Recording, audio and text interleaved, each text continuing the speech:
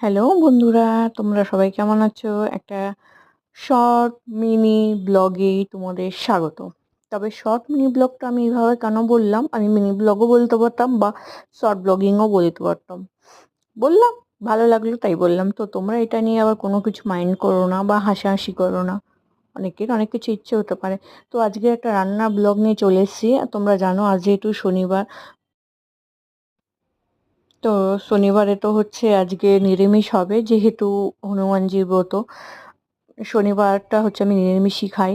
হনুমানজিকে আমি খুব মানি, আমি হনুমানজির সব থেকে বড় ভক্ত। তো তাই জন্য আলু, সিম, গাজর, বিনস আর একটু পেঁপে দিয়ে ভাজলাম। কাল পরশু যেহেতু হচ্ছে কাল একবেলা খাওয়া, পরশুদিন তো পুরো নীলব্রত, তাই জন্য ওই অল্প করেই করেছিলাম ভাত, এঁচোড় পুরো নিরামিষেই করেছিলাম। আর হাজবেন্ড যেহেতু হচ্ছে ও এইসব ব্রত করে না, তাই ওর জন্য একটু মাছ করেছিলাম। আজকে এইটুকু করার পর তারপর মনে হলো যে একটু মিষ্টিতে কিছু একটা করি, তো তাই সুজি ছিল বাড়িতে, সুজি দিয়ে করলাম। এই সুজিটা আমি পুরোপুরি দুধ দিয়েই করি, কিন্তু এর মধ্যে এক ফোঁটাও জল দিই না, এটা পুরো দুধ সুজি বলতে পারো। তবে এই সুজি হচ্ছে বিভিন্ন রকম করা যায়।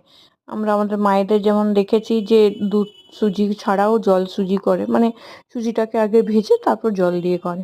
কিন্তু আমি আমার শ্বশুরবাড়িতে এসে প্রথমে এই রকম সুজি করা দেখেছি, কারণ আমার বড় এভাবেই খেতে ভালোবাসে। সুজিটাকে আগে ঘি দিয়ে ভালো করে ভেজে নিই, হালকা লাল হয়ে আসবে, তারপর হচ্ছে দুধটাকে একটু ভালো করে ফুটিয়ে এর মধ্যে দিই। তো দুধটা ফুটে উঠলে একটু এলাচ ভেজে এর মধ্যে গোটা এলাচটাকে হালকা থেতো করেই দিয়ে দিই। আর এর মধ্যে কাজু বা কিশমিশ কিছুই দিই না, কারণ আমার বরের ওগুলো পছন্দ নয়, তাই জন্য কাজু কিশমিশ কিছুই দিই না, শুধু এলাচটাই দিয়ে দিই।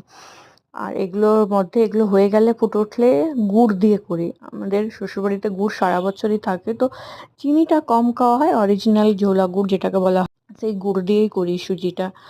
তোমরা যদি কখনো এরকম সুজি খেয়ে থাকো অবশ্যই জানাবে। অবশ্যই আমি তোমাদের এই জন্য আগে থেকে বলে রাখলাম যে আমার হাজবেন্ডের কাজু কিশমিশ এগুলো একদম পছন্দ না, তাই জন্য আমি সুজিতে দিই না। বাট তোমরা চাইলে এগুলো দিতে পারো, নারকেলও দিতে পারো, যেটা আমার হাজবেন্ড পছন্দ করে না, তাই জন্য আমি ও দিই না।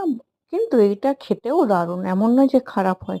তোমরাও কখনো এভাবে করে দেখো, সত্যি ভালো লাগবে।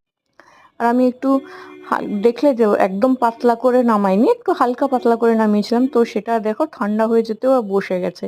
এই যে জিনিসটা বসে গেছে, এইটা কিন্তু রুটির সঙ্গে খেতে দারুণ লাগে। এর থেকে বেশি শক্ত হয়ে গেলে আর সেটা ভালো লাগে না খেতে, কেমন যেন একটা লাগে, বরফি বরফি টাইপ লাগে, সেই সুজি সুজির স্বাদটা পাই না। তো আমি ওইরকম হালকা একটু পাতলা রেখেছিলাম, ঠান্ডা হয়ে যেতে দেখো কি সুন্দর হয়ে গেছে।